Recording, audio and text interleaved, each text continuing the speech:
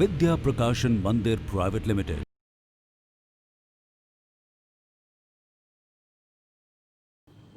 बच्चों, क्या आप अपने घर में अपने बुजुर्गों, अपनी नानी, दादी, दादाजी, नाना जी के पास बैठकर पुरानी पुरानी घटनाओं को सुनते हैं? क्या उनसे कहानियां सुनते हैं?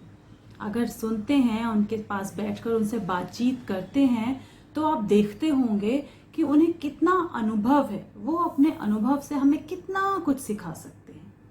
तो आज मैं चित्रा बंसल, आपकी हिंदी अध्यापिका, आपकी हिंदी की पुस्तक उल्लास का जो पाठ आपको पढ़ाने जा रही हूँ, वो हिंदी की एक प्रसिद्ध लेखिका द्वारा लिखा हुआ एक पत्र है जो उन्होंने अपनी पोती को लिखा है।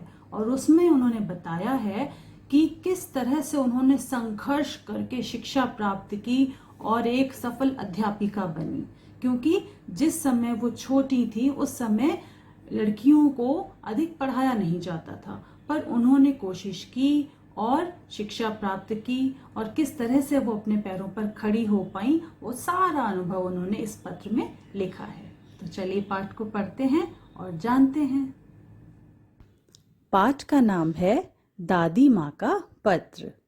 तो कौन पत्र लिख रहा है? दादी माँ। और किसे लिख रही हैं? अपनी पोती को। मेरे साथ साथ बोल बोल कर पढ़ना है आप सबने। मेरी प्यारी पोती प्रेमा। तो क्या नाम है उनकी पोती का? प्रेमा। मैं अपनी प्रसन्नता नहीं व्यक्त कर सकती। व्यक्त नहीं कर सकती मतलब शब्दों में बता नहीं सकती, दिखा नहीं सकती।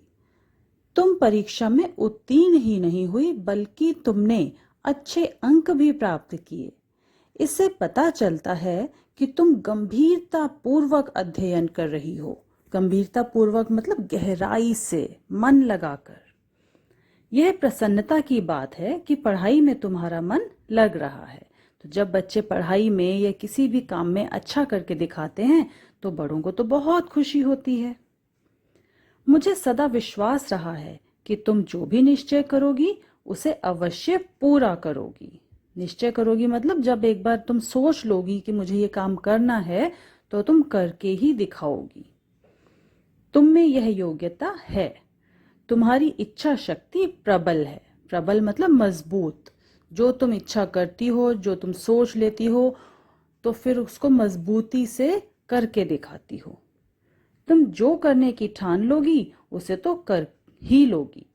यदि कुछ गलती हो जाती है तो लोग परिस्थितियों को दोष देते हैं, परंतु सच यह है कि ये परिस्थितियां लोगों द्वारा खुद बनाई गई होती हैं। तो परिस्थितियां हमें नहीं बना सकती, बल्कि हम परिस्थितियों को बनाते हैं। अगर किसी काम में असफल हो जाते हैं या मनचाहा परिणाम नहीं मिलता, तो हम क्या करते हैं? उस दिन ऐसा हो गया था, उस दिन मैं बीमार थी, उस दिन में मौसम अच्छा नहीं था, बहुत गर्मी थी, बारिश थी, कोई भी हम कारण दे देते हैं। पर वास्तविकता क्या होती है कि हमने उस काम को पूरी निष्ठा के साथ, पूरी लगन के साथ किया ही नहीं। जब मैं कॉलेज की पढ़ाई समाप्त कर चुकी थी, तभी मेरी सगाई कर दी गई। उस समय का यही प्रचलन था, मतलब उस समय ऐसा ही होता था। अब दादी ने अपने बारे में बताना शुरू किया है प्रेमा को। कि उन्होंने क्या बताया कि जब मैं कॉलेज की पढ़ाई समाप्त कर चुकी थी, तभी मेरी सगाई कर दी गई। उस समय ऐसा ही होता था कि बहुत छोटी उम्र में बच्चों की सगाई कर दी जाती थी। मेरा विवाह 1 वर्ष के बाद होना तय हुआ। मेरी इच्छा थी कि इस बीच मैं कोई मनोनुकूल कार्य करूं। मनोनुकूल मतलब मन के अनुकूल, मतलब अपनी इच्छा से कोई काम करूं। इस प्रकार समय का सदुपयोग होगा। सदुपयोग मतलब अच्छा उपयोग। तो अभी उनकी सगाई हुई थी और शादी होने में अभी 1 साल का समय था। वो चाहती थी कि इस दौरान वो कोई ऐसा काम कर लें जो उनकी के मन के अनुकूल भी हो और समय का सदुपयोग भी हो सके। मेरी माँ चाहती थी कि मैं घर पर रहूं और खाना बनाना, सिलाई कढ़ाई करना आदि सीखूं। विवाह के पूर्व इनको सीख लेना अनिवार्य था। अनिवार्य मतलब जरूरी। ये काम भी आने चाहिए, ये बात भी ठीक है। परंतु मेरे मन में कुछ और ही था। मैं कुछ रोमांचक एवं चुनौतीपूर्ण कार्य करना चाहती थी। मैं कुछ ऐसा कार्य करना चाहती थी जो मुझे घर की चार दीवारी से बाहर जाने का अवसर दे। मैं 4 भाइयों में अकेली बहन थी। मैं व्यवहार में भेदभाव सहन नहीं कर सकती थी। पहले के समय में बच्चों, लड़कों और लड़कियों में अंतर किया जाता था। लड़कों को पढ़ने का मौका दिया जाता था, घर से बाहर जा सकते थे, पर लड़कियां ना तो अधिक पढ़ पाती थी और ना ही घर से बाहर उनका निकलना उचित समझा जाता था। तो जो लड़कियां पढ़ना चाहती थी या घर से बाहर निकलना चाहती थी, तो इसके लिए उन्हें बड़ा संघर्ष करना पड़ता था, प्रयास करना पड़ता था। मुझे पता चला कि शहर के एक बालिका विद्यालय में शिक्षिकाओं की आवश्यकता है। डरते डरते मैंने पिताजी से वहां नौकरी करने की इच्छा प्रकट की। पिताजी ने मुझे सहर्ष स्वीकृति दे दी। सहर्ष मतलब खुशी खुशी। मेरी खुशी का ठिकाना न रहा। मतलब लेखिका बहुत खुश हुई जब उनके पिताजी ने मना नहीं किया और उन्हें शिक्षिका के पद के लिए काम करने के लिए हाँ कर दी, तो फिर वो बहुत खुश हुई। मैं दौड़कर अपने भाइयों को शुभ समाचार देने गई। उत्साहित स्वर में मैंने कहा, मुझे तुम सबसे पहले नौकरी मिल जाएगी। मेरे एक भाई ने कहा, रुको, पहले नौकरी मिल तो जाए तब खुशी मनाना। दूसरे भाई ने मजाक उड़ाया, तुम भला शिक्षिका बनोगी और सबको पढ़ाओगी? तो इस तरह से पिताजी ने तो खुशी खुशी हाँ कर दी, पर भाइयों को ये कुछ अच्छा नहीं लगा कि वो तो अभी नौकरी कर नहीं रहे हैं और बहन नौकरी करेगी, तो उन्होंने अपनी अपनी तरह से उसका मजाक उड़ाया। संयोग से शिक्षिका के पद पर मेरी नियुक्ति हो गई। मुझे 7वीं से 10वीं कक्षा तक के विद्यार्थियों को हिंदी और अंग्रेजी पढ़ानी थी। मैं एक अच्छी छात्रा रह चुकी थी। मुझे स्वयं पर विश्वास था कि मैं इस कार्य को करने में सक्षम हूँ। सक्षम हूँ मतलब मेरे अंदर ये योग्यता है कि मैं ये काम अच्छी तरह से कर पाऊंगी। हाँ, मेरे विद्यार्थी मुझसे उम्र में थोड़े ही छोटे थे। इससे मुझे घबराहट होती।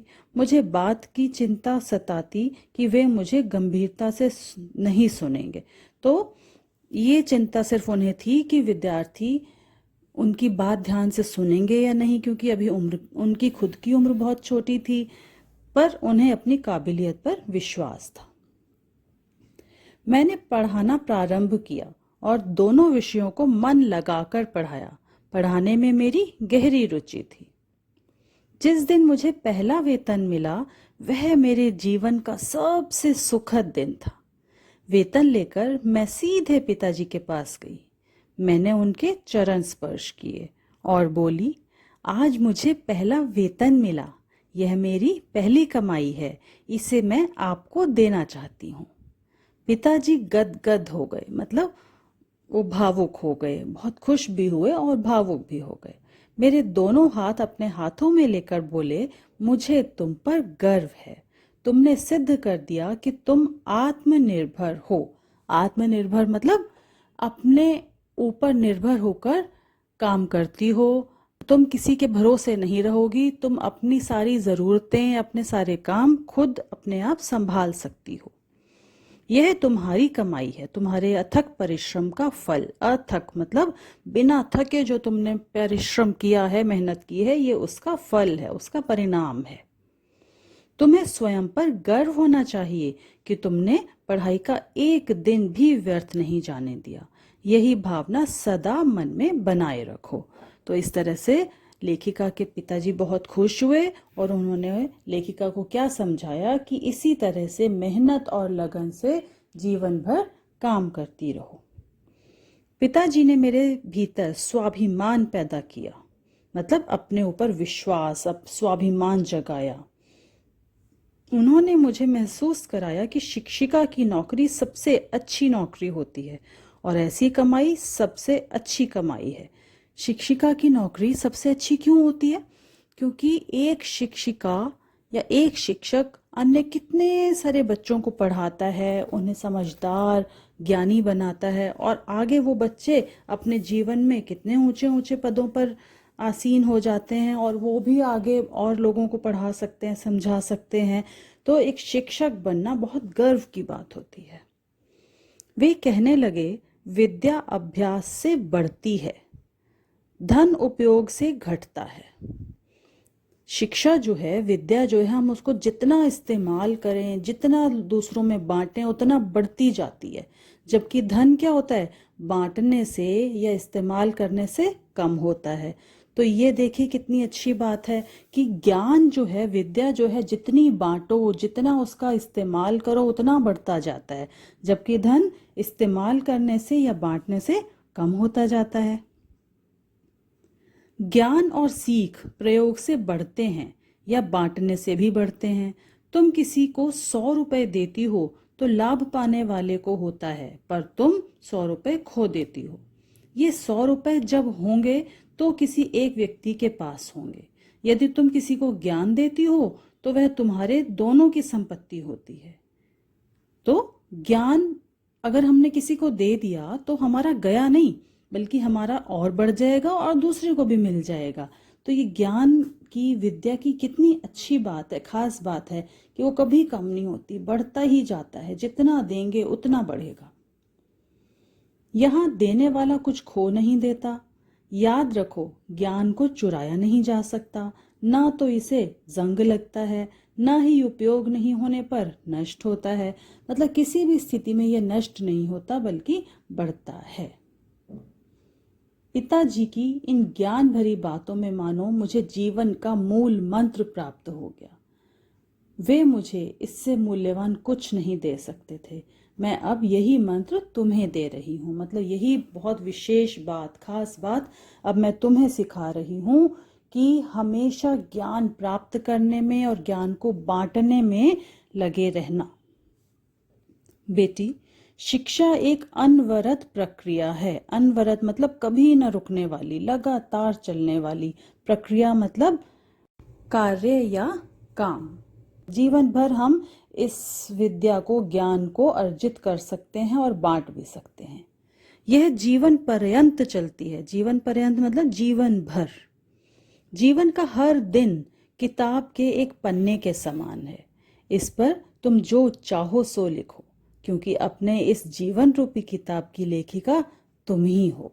ये देखिए कितनी अच्छी बात बोली दादी ने अपनी पोती को कि जीवन जो है वो किसके समान है, एक किताब के समान। और उसकी लेखिका कौन है, उसके लेखक कौन है, स्वयं हम जो उस किताब पर लिखते जाएंगे वैसी ही हमारी किताब, हमारा जीवन बनता चला जाएगा। तो आप अपनी जीवन रूपी किताब को कैसा बनाना चाहोगे? बहुत अच्छा ना, बहुत सुंदर, जिसको सब पढ़ना चाहें, कि आपके जीवन से सब सीखें, कुछ ना कुछ सब सीखना चाहें। गांधी जी कहा करते थे, स्त्रियों को भी शिक्षित होना चाहिए, क्योंकि पुरुषों के शिक्षित होने का लाभ केवल उन्हीं को होता है। यदि स्त्री शिक्षित हो जाए तो पूरा परिवार शिक्षित हो जाता है। ठीक है ना? क्योंकि पुरुष शिक्षित होगा, कोई रोजगार मिलेगा, वो काम करेगा और परिवार का पालन करेगा, वो बात ठीक है। पर अगर एक महिला शिक्षित हो जाती है तो वो अपने साथ साथ पूरे परिवार को शिक्षित कर देती है, क्योंकि परिवार को चलाने की जिम्मेदारी, बच्चों को बड़ा करने की जिम्मेदारी उसी की होती है। यदि वही अशिक्षित होगी तो वो पूरा परिवार भी अशिक्षित या उतना विकसित नहीं हो पाएगा, उतना समझदार नहीं बन पाएंगे बच्चे, जितना एक शिक्षित माँ उनको बना सकती है। शिक्षित का मतलब केवल पुस्तकें पढ़ने से नहीं है, जीवन में अनुभव करने से है। यदि स्त्री शिक्षित हो जाए तो पूरा परिवार शिक्षित हो जाता है। गांधी जी का एक और मंत्र था, प्रत्येक व्यक्ति हर दूसरे व्यक्ति को पढ़ाए। पढ़ाने से उनका अभिप्राय सिर्फ पढ़ाने या लिखाने से नहीं था।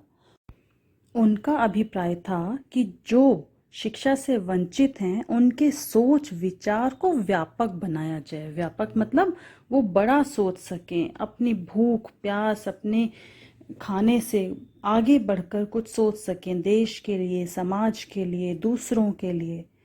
बेटी, अपने ज्ञान को तुम दूसरों में बांटो, विशेषकर उनमें जो पुस्तकों के अभाव में पढ़ लिख नहीं सकते। उन्हें शिक्षा से वंचित मत होने दो, मतलब उनके जीवन में शिक्षा की कमी मत रहने देना। कठोर परिश्रम का फल सदा अच्छा होता है। जो भी काम शुरू करो उसे सही ढंग से अंत तक करती जाओ। परिश्रम कम लगे या अधिक, काम मन लगाकर करना।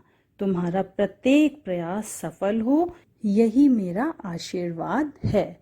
तो दादी माँ जहाँ एक तरफ अपनी पोती के अच्छे अंकों पर खुश हुई, तो साथ ही साथ उन्होंने उसे आशीर्वाद दिया कि तुम शिक्षा प्राप्ति में जितनी अच्छी हो, उतना ही शिक्षा को औरों में बांटना भी है तुमने। उसी से तुम्हारा ज्ञान, तुम्हारी शिक्षा, तुम्हारी विद्या दिन पर दिन बढ़ती जाएगी। तो इस तरह से एक दादी ने अपने पत्र के माध्यम से अपनी पोती को कितनी अच्छी बात सिखाई और उसे आशीर्वाद के रूप में यही बताया कि जो कुछ तुम्हारे पास है उसे सब में बांटो। क्या सीखा? कि कुछ पाने के लिए संघर्ष, मेहनत तो करनी ही पड़ती है। अगर हमारे मन में सच्ची लगन होगी तो हमें राह मिलती ही जाएगी और हम आगे बढ़ते जाएंगे। आपने सुना होगा, जहाँ चाह होती है वहाँ राह मिल ही जाती है। तो अपना एक लक्ष्य बनाइए, जीवन में क्या करना है सोचिए और उसकी तरफ मेहनत और लगन से बढ़ते जाइए। विद्या प्रकाशन मंदिर प्राइवेट लिमिटेड।